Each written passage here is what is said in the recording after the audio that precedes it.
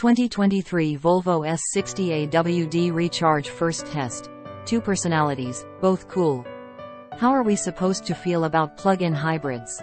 Are they an eco-friendly bridge technology to battery EVs or a disingenuous tax rebate grab?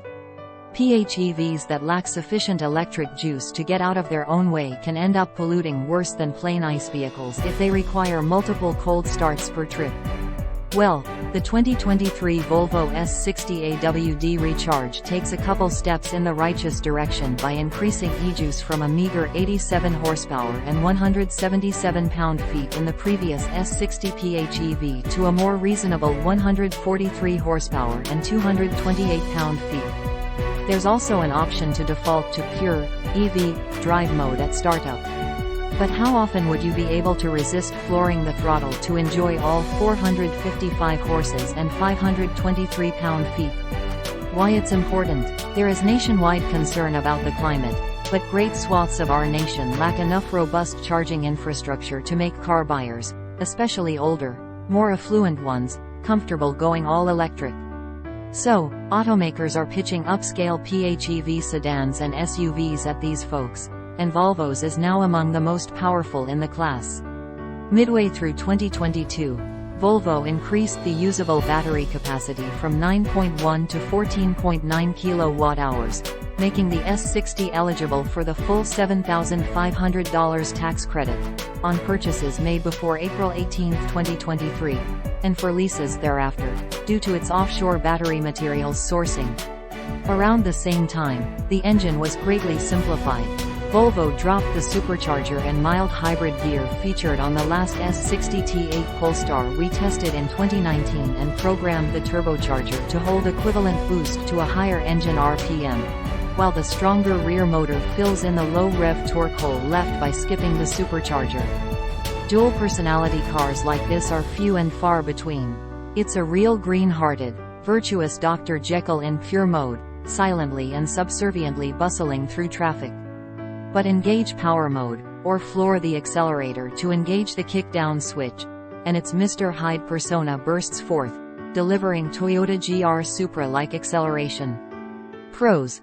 What we like, what's not to like about 4.0 seconds from 0 to 60, especially when it's so entertainingly delivered.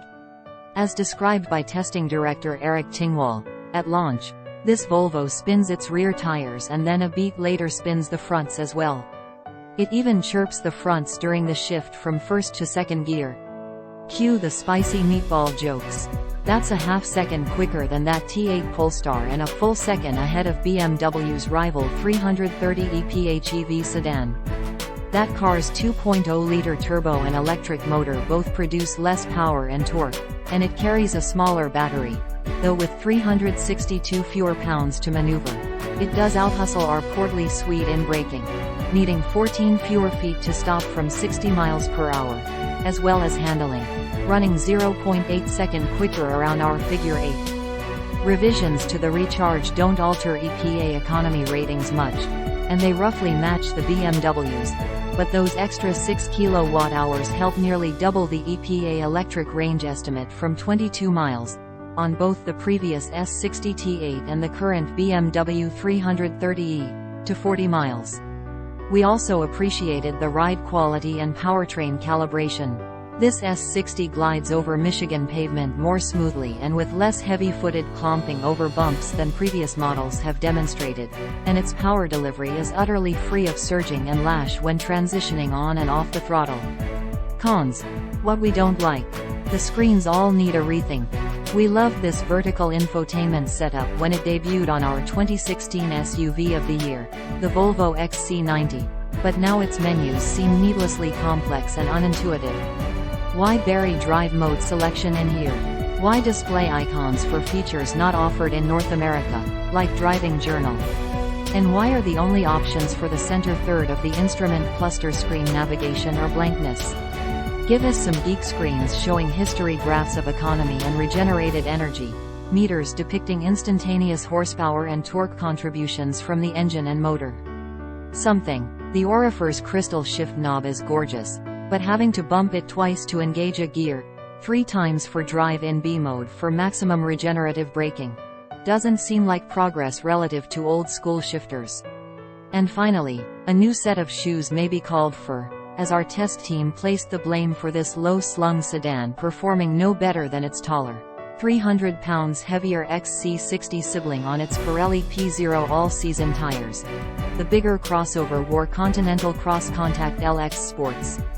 The bottom line, the 2024 Volvo S60 AWD Recharge seems to fulfill the spirit of the PHEV mission better than most, offering sufficient electric performance and range to facilitate daily engine-off commuting, while delivering all-out performance and gasoline driving range to enable weekend fun and long-distance travel. Pro tip: go for a lightly optioned base core model with its natty twill cloth seats, $52,295 to start. To slide in under the federal tax credits $55,000 MSRP cap and score yourself a killer lease deal. 2023 Volvo S60 Recharge AWD Black Edition specifications: base price $54,690, price as tested $63,690, vehicle layout: front engine, rear motor, AWD, 5-pass, 4-door sedan engine, 2.0L turbo direct injected DOHC 16-valve i4, plus permanent magnet electric motor power. Say net, 312 horsepower at 6,000 revolutions per minute. Gas, 143 horsepower, elect, 455 horsepower. Comb, torque, say net, 295 pound-feet at 3,000 revolutions per minute. Gas, 228 pound-feet. Elect, 523 pound-feet. Comb, transmission 8-speed automatic curb weight. F.R. dist, 4,458 pounds, 55/45%. Wheelbase 113.1 in length x width x height 188.1 by 72.8 by 56.3 in 0 to 60 mph 4.0 sec quarter mile 12.4 seconds at 111.2 miles per hour. Braking 60 to 0 mph 125 feet. Lateral acceleration 0.85 grams. AVG mount figure 826.7 seconds at 0.71 grams. AVG. EPA city, highway. Comb fuel econ 30, 33/31 mpg. 74, 73/74 mpge asterisk EPA range. Comb 40 miles, elect. 530 miles. Blended asterisk. On sale now.